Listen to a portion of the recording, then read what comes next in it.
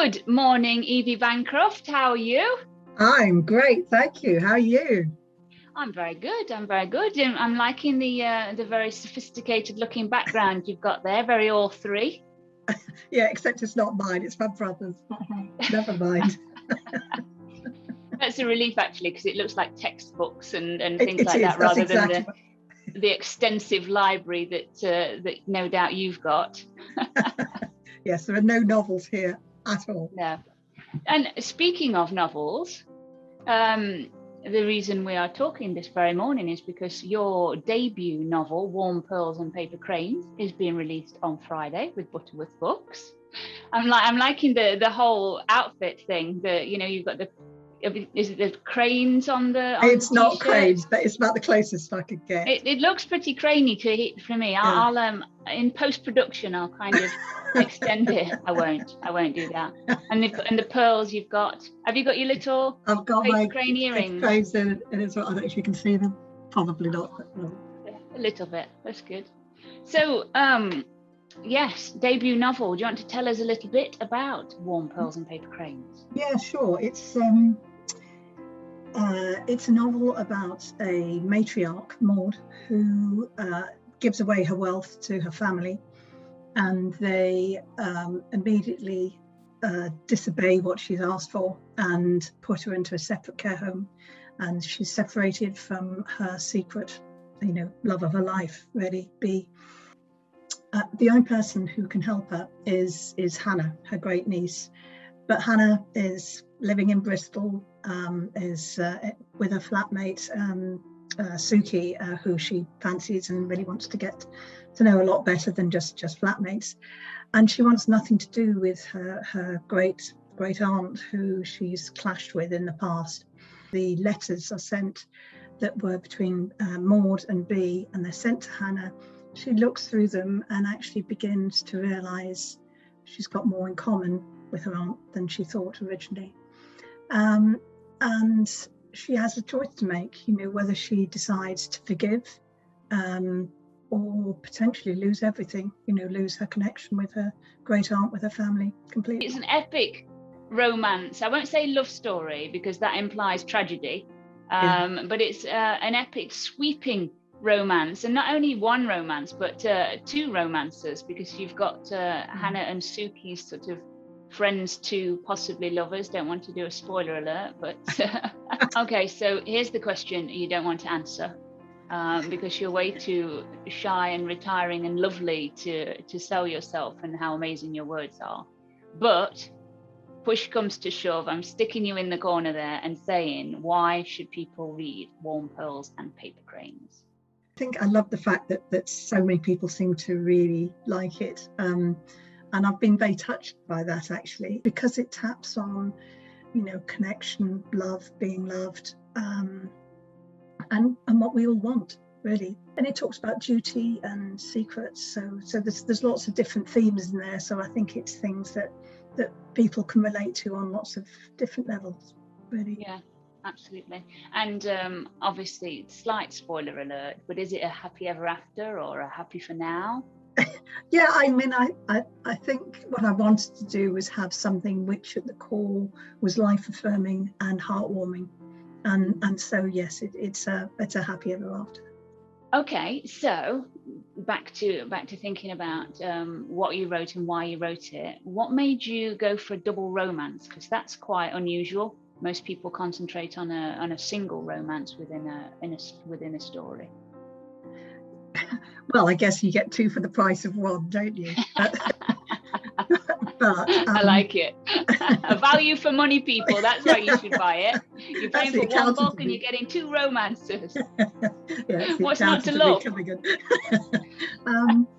But I guess since I read, Tale of Two Cities as a teenager, I've really loved that whole parallel. In books, that whole parallel, compare, contrast, and looking at differences and similarities.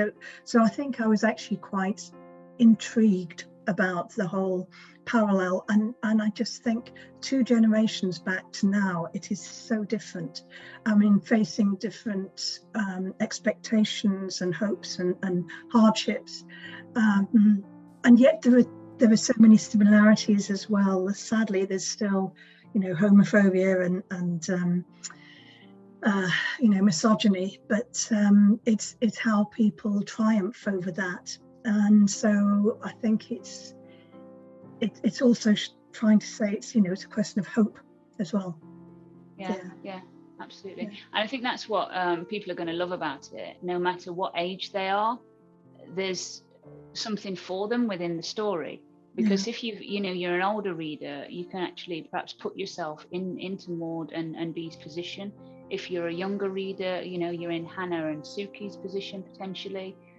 But also being able to see those, like you say, those contrasts and similarities across 80 years that still exist, and things that have changed madly. But at our core, we're still human beings that have those, you know, insecurities and self-esteem issues and family responsibilities and duties that might mean that we don't follow our heart as much as we might want to.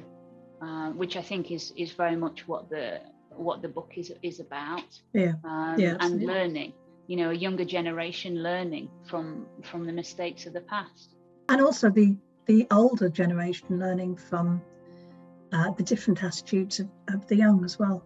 Yeah, absolutely, because obviously Maud's attitude towards cultural you know, things changes, let's say.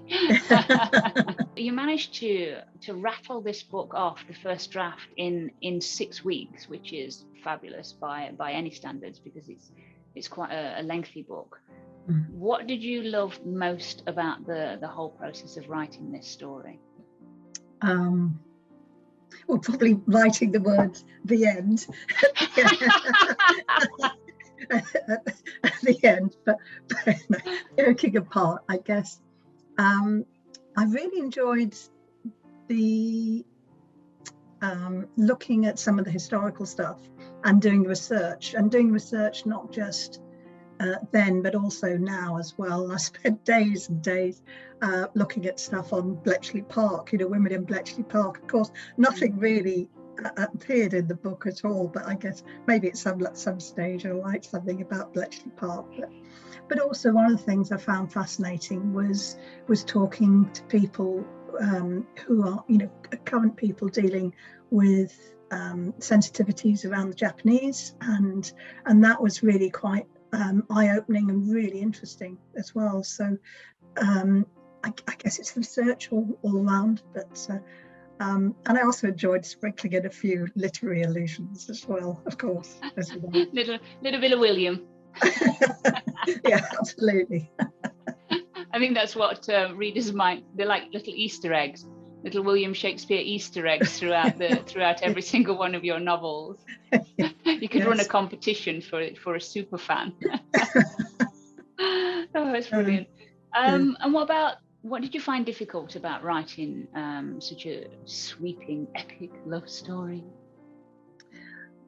I guess not getting down too many rabbit holes was one, and also trying to interweave the new with the old. So it wasn't just part 1 is the old, part 2 is the new. So it's making the old relevant to the new, and the new being a contrast to how we view relationships actually in the younger generation versus perhaps the older generation. So I guess the big question for me, Evie Bancroft, is how does it actually feel to have a book coming out into the world on Friday? Exciting and nerve-wracking. It feels a bit like sending your child off to school for the first day and hoping that they'll find a few friends and that it doesn't get bullied. Yeah, exactly, that's exactly it, you know. So it's It does. It feels like handing it off, and it will go where it will go and develop how it develops, really. And really, I mean, that's the interesting thing, isn't it? Because it's actually the readers who respond that make the difference to a book, and how it's received. And each person will take it differently and interpret it differently. So, and I have no control over that. It's like, you know, my time with it is almost done, really, in some bizarre way. But and yet the characters still stay with me as well. I think that's a wonderful thing, though, having written something and finishing it and letting it out into the world, to see how it resonates with people and to get that feedback, those reviews, the way, you know, your words can touch people, particularly for our community. It's so important. It's not something that should really be taken lightly, and you should be proud of what you've done and what you've achieved. I remember when we first met all those years ago, and you just retired the week before, and you'd taken early retirement the day before. A day before. You'd taken early retirement from you know, a full career of gallivanting around the world, being a high-flying super accountant money person, but you'd always wanted to follow this dream. So, you know, fast forward a couple of years, and here you are on the cusp of having that dream, you know, realized, and your first book published. How does that feel? Oh, you know, that is well, it feels like I've grown up, you know, what I say.